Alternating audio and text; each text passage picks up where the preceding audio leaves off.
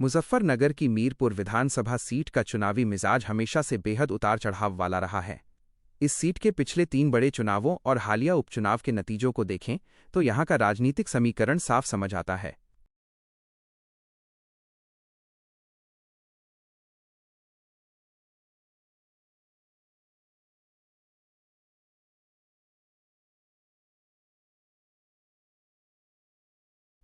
मुजफ्फरनगर की मीरपुर विधानसभा सीट का चुनावी मिजाज हमेशा से बेहद उतार चढ़ाव वाला रहा है।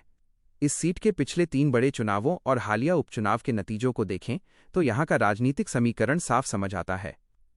साल 2017 के सामान्य चुनाव में यहां भाजपा के अवतार सिंह भड़ाना ने बेहद कड़े मुकाबले में सिर्फ 193 वोटों से सपा के लियाकत अली को हराया था, जहां भाजपा को 69,035 और सपा को 68,842 वोट मिले थे, जबकि बसपा 39,689 वोटों पर रही थी।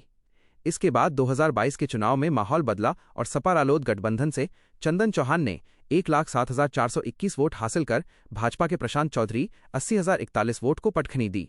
लेकिन चंदन चौहान के सांसद बनने के बाद हुए उपचुनाव में बाजी फिर पलट गई। रालोद भाजपा गठबंधन की मिथिलेश पाल ने 84,304 वोट पाकर सपा की सुंबुल राणा 53,508 वोट को 30,796 वोटों के बड़े अंतर से हरा दिया। इसी उपचुनाव में चंद्रशेखर आजाद की आजाद समाज पार्टी एएसपी के जाहिद हुसैन को 22,661 वोट और ओवैसी की एआईएमआईएम को 18,869 वोट मिले थे, जिसने चुनावी गणित को पूरी तरह प्रभावित किया।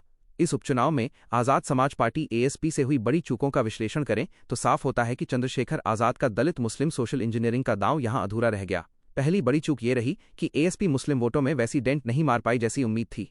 सपा ने पारंपरिक काजी खानदान से सुंबुल राणा को टिकट दिया, जिससे मुस्लिम समाज का बड़ा हिस्सा भाजपा को हराने के लिए सपा के पाले में लामबंद हो गया।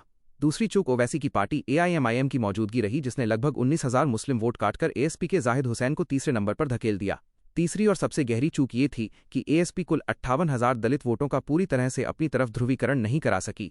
उपचुनाव में कम वोटिंग होना और भीम आर्मी के कैडर का बूथ स्तर पर उस आक्रामकता से काम न कर पाना भी एक बड़ी कमजोरी साबित हुआ। अगर मीरपुर सीट के 3.20 लाख कुल वोटों के जातीय समीकरण को देखें तो यहां की राजनीति इन्हीं आंकड़ों के जाल में बुनी है। यहां सबसे बड़ा ब्लॉक मुस्लिम मतदाताओं का है, जो करीब 1.32 लाख है। इसके बाद अनुसूचित जाति एससी के 58,000 वोट हैं, जिसमें अकेले जाटव समाज के 50,000 वोट शामिल हैं। अन्य जातियों में जाट 25,000, गुर्जर 20,000, गडरिया 18,000, माली 14,000, कुम्हार 11,000, राजपूत 10,000, कश्यप 9,000, ब्राह्मण 8,000, वैश्य 7,500 और त्यागी समाज के 2,000 वोट हैं। यह जातीय संरचना इस सीट को किसी एक पार्टी के लिए आसान नहीं बनने देती। साल 2027 के मुख्य विधानसभा चुनाव में भाजपा रालोद गठबंधन सपा और एएसपी के बीच का त्रिकोणीय समीकरण बेहद दिलचस्प होगा। भाजपा रालोद एनडीए का पूरा दारोमदार उनके पारंपरिक गैर मुस्लिम और गैर जाटव वोटों जैसे जाट, गुर्जर, गडरिया, माली और सवर्णों के गठजोड़ पर रहेगा, जिसने उन्हें उपचुनाव में जीत दिलाई। दूसरी तरफ समाजवादी पार्टी का पूरा ध्यान मुस्लिम वोटों के एकतरफा ध्रुवीकरण और अपने पीडीए पिछड़ा दलित अल्पसंख्यक फॉर्मूले के तहत पिछड़ी जातियों को साधने पर होगा। वहीं चंद्रशेखर आजाद के लिए इस सीट पर वजूद मजबूत करने का एकमात्र रास्ता मुस्लिम और दलित एससी का एक ठोस और अटूट गठजोड़ बनाना है, क्योंकि इन दोनों को मिलाकर कुल 1.90 लाख का भारी भरकम बेस तैयार होता है। अब सवाल ये उठता है कि क्या चंद्रशेखर आजाद 2027 में मीरपुर सीट जीत पाएंगे? इसका सीधा जवाब उनकी रणनीति और जमीन पर होने वाले बदलावों में छिपा है। यदि चंद्रशेखर आजाद 2027 में ऐतिहासिक जीत दर्ज करना चाहते हैं तो उन्हें सबसे पहले अपने 50,000 जाटव और अन्य दलित वोटों को 100% एएसपी के पक्ष में एकजुट करना होगा, ताकि बसपा या सपा इसमें रत्ती भर भी सेंध न लगा सकें। इसके बाद मुस्लिम समाज के बीच ये संदेश देना होगा कि उनका दलित बेस पूरी तरह उनके उम्मीदवार के साथ खड़ा है।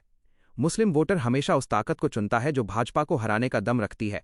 अगर उन्हें लगा कि एएसपी का दलित मुस्लिम गठजोड़ 1.10 लाख पार जा रहा है तो वे सपा का साथ छोड़कर चंद्रशेखर की तरफ शिफ्ट हो सकते हैं। इसके साथ ही चंद्रशेखर को सिर्फ 2 समुदायों पर निर्भर रहने के बजाय पाल, गडरिया, प्रजापति, कुम्हार और सैनी, माली जैसी पिछड़ी जातियों के स्थानीय नेताओं को आगे बढ़ाकर अतिरिक्त 10-15,000 वोट जोड़ने होंगे। अगर एएसपी इस रणनीति पर मजबूती से अमल करती है तो 2027 में मीरपुर की पिच पर चंद्रशेखर आजाद की जीत की संभावना बेहद मजबूत हो जाएगी।